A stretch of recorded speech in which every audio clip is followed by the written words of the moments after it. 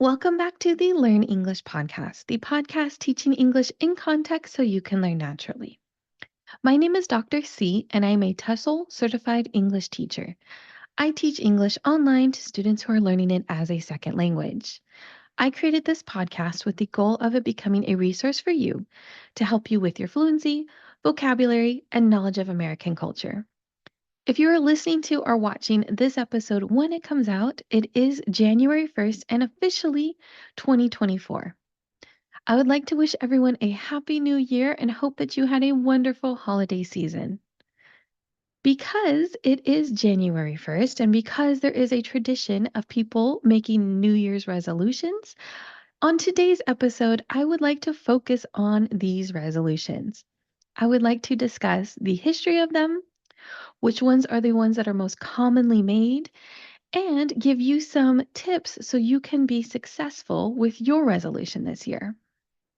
Even though people tend to make New Year's resolutions every year, research has shown that people in general don't keep them for very long. It's very hard to follow through and actually finish the year still doing your New Year's resolution. Because of this, I would like to give you some advice, some tips, so that you can build a successful New Year's resolution program and complete it this year. So, with that, let's begin.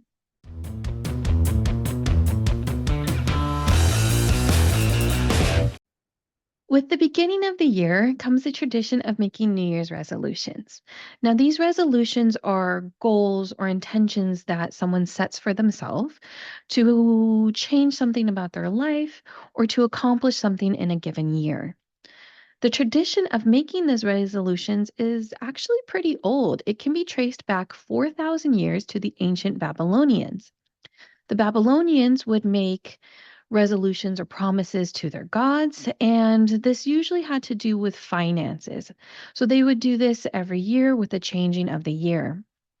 Fast forward to the Roman Empire, and Julius Caesar actually made January 1st the beginning of the year in the Roman calendar and named the month after the Greek god Janus. This developed a tradition of people making New Year's resolutions to Janus and setting their intentions for the year. As the years and decades progressed, this tradition started incorporating more cultures and religions and spread really throughout the entire world. People, when it came along to Christianity, would make intentions to increase their spirituality or their character or become more saint like, I guess you could say, more religious, act more in a Christian manner towards other people. And the tradition itself actually gained even more prominence, even more acceptance in the 19th and 20th centuries. During this time, there were a lot of self improvement magazines, and these magazines started writing articles about the tradition of New Year's resolutions, and they encouraged people to make these resolutions to improve themselves. So they encouraged people to focus on their health, on their finances, on their skills, and encourage people to make these resolutions every year. So, with these magazines in the popular culture, people started to accept this custom more and more, to participate in their tradition more and more. And that's when it really became very popular. In general, people tend to make resolutions in the same categories every year. By far, the most common category has to deal with health and fitness. People will say that they would like to get healthier, exercise more, lose weight, improve their mental health, decrease their amount of stress, or something along those lines. Because of this, here in the United States, and I suspect in other countries as well, during the month of January, there are a lot of advertisements and a lot of sales on the health and fitness industry products. For example, you will see advertisements for gym memberships, nutrition supplements, pre-cooked meals that get shipped to your house so you can quickly cook them and eat nutritious food at home. Something along these lines. They just flood the market at this time of year because so many people focus on this category. In the United States, the second most popular category deals with improved finances. About 38% of people who make a New Year's resolution fall into this category, and this would deal with getting more money. So maybe getting a promotion at work or changing careers to get a new job that would make more money. Other popular categories deal with better work life balance, spending more time with your family, learning new hobbies, and learning a new language. Maybe you are one of the people who has an intention, a New Year's resolution to learn a new language this year, learn English, for example, and maybe that's why you're here watching or listening to this episode. Now, in general, people tend to make New Year's resolutions, but do not tend to keep them for very long. As I said before, research has shown that most people will fail at keeping their New Year's resolution in a given year. A study by Forbes Health showed that about 8% of people will fail within the first month, 22% fail within 2 months, and another 22% fail within 3 months. On average, the survey found that the average resolution only lasted 3.7 months. So if you failed at keeping a New Year's resolution before, do not feel bad. Like I said, most people will fail at keeping their New Year's resolution. However, there are things that you can do to improve the likelihood that you will keep your resolution. The first thing that I would say, the first piece of advice that I would give to help you keep your New Year's resolution this year is find a motivation why. People will have external motivation or internal motivation. External motivation means that you are motivated by things or people around you. Internal motivation means that you are being motivated by yourself. There is a thought or a belief within you that is motivating you to try to make this change. Internal motivation is a lot more powerful than external motivation. If you are trying to stay motivated and develop a habit and keep that habit, it is important to find that internal motivation, your reason why you would like to do something. I personally read a newsletter by the actor Arnold Schwarzenegger. If you don't recognize that name, which hopefully you do because it's a pretty unique name, Arnold Schwarzenegger was the Terminator in the Terminator movies. He has been in a number of acting roles. He was also Mr. Olympia because he was a former bodybuilder.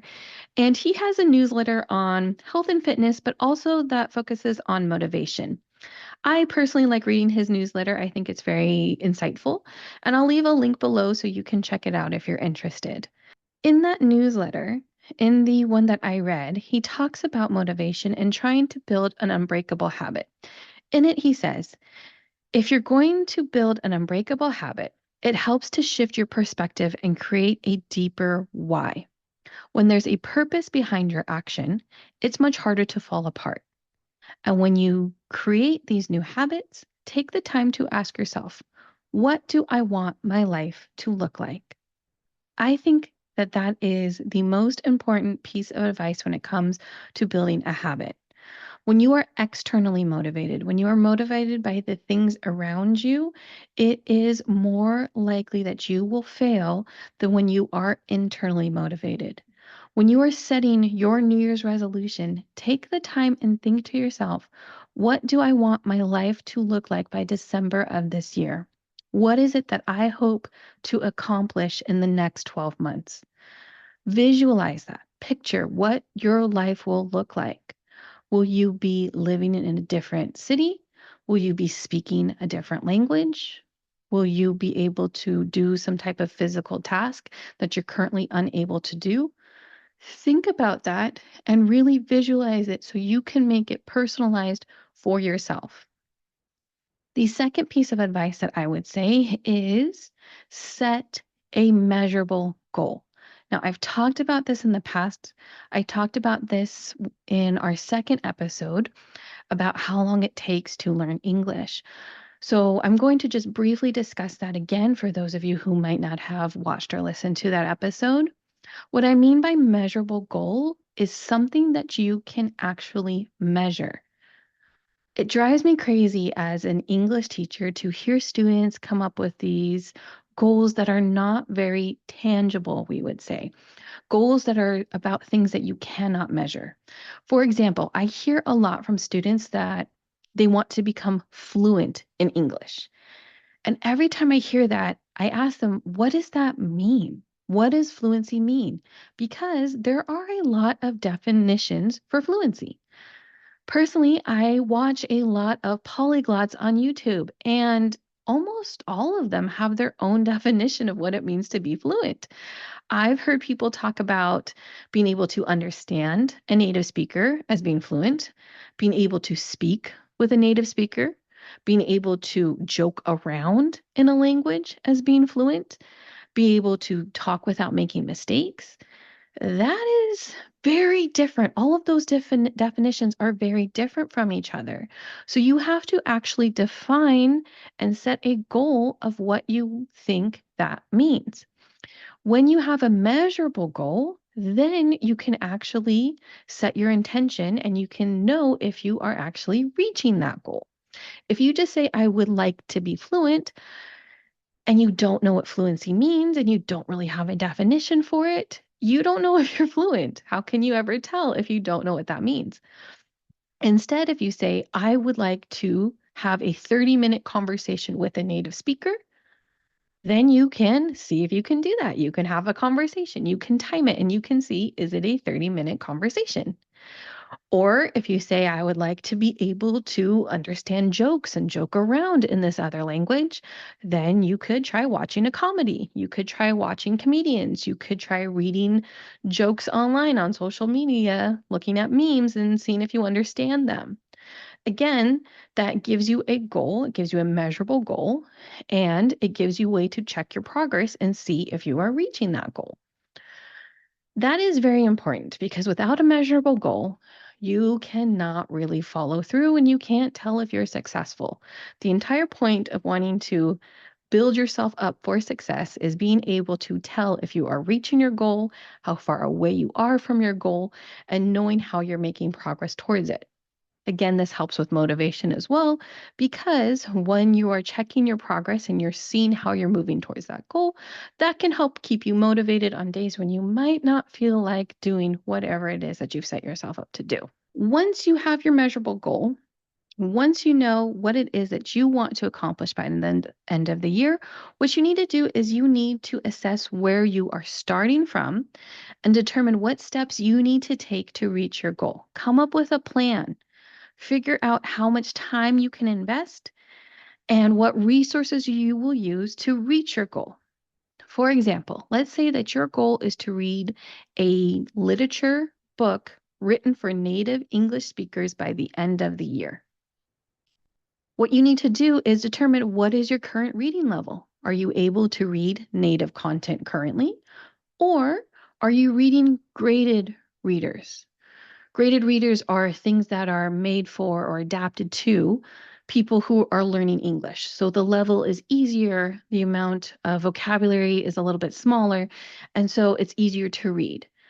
If you're starting there, then you know you have more work to do than if you're already reading native content. This isn't to get discouraged in any way. Everybody has a starting point, but you need to know where your starting point is so you know how much work you need to do, and also so you can use appropriate resources. If you're already reading native content, then you don't need graded readers, and that's not a resource that's perfect for you at this moment. However, if you are at a lower English level, then graded readers are a great resource for you. Again, knowing that starting point determines what resources you need. Another piece of advice I would have is make sure you keep a realistic expectation of how much time you can spend. People tend to go crazy at the beginning of their resolution. People who haven't worked out in a year will all of a sudden start working out 2 hours a day, 6 days a week, and just exhaust themselves. After the first couple days, they can't move, their body is so sore, and they just give up on the whole thing. You don't want to do that. You don't want to go too extreme at the beginning and burn yourself out and lose your motivation to keep going. Have manageable expectations and have an idea in mind of what you can reasonably do in a day, in a given week, in a given month. For example, if you are busy and you're in school and you have a job and you have a family, don't tell yourself that you're going to study English for 3 hours a day. That's not reasonable. Tell yourself that you can study English for 20 minutes a day, that you're going to listen to one podcast a day, that you're going to read one newspaper article a day, something along those lines. Give yourself something that you can actually do. When you set too high of an expectation and you fail to reach it, you lose motivation and it's easy to just give up. Having that expectation that is more manageable, something that you can actually do, helps you succeed because you are able to actually do it every day. Research has shown that when you are able to succeed, when you're able to check off a goal and get it done every day, it builds your self confidence and it increases your motivation. So, have a reasonable goal of something that you know for sure you can do, because being successful one day at a time builds more and more success. I've had students in the past tell me that they are going to write an essay in English every single day. And then when I see them again the next week for our next class, I ask them how their essays are going, and they'll say, "Oh, I didn't write any." So they went from saying they're going to write an essay every single day, which personally I told them was too much. But they went from having that goal to doing absolutely nothing, because when you fail at a goal, you tend to build more failure. You tend to get discouraged and let every day keep going on without changing your habits. So your options really are to build success every day or to build failure every day, and you want to build success. I hope you found something interesting in this episode. A lot of people make resolutions. I have made them in the past, and a lot of people fail at keeping those resolutions, which is something I have also done in the past. If you are making a New Year's resolution to learn a new language, to learn English, then I really want you to be successful and reach your goals by the end of the year.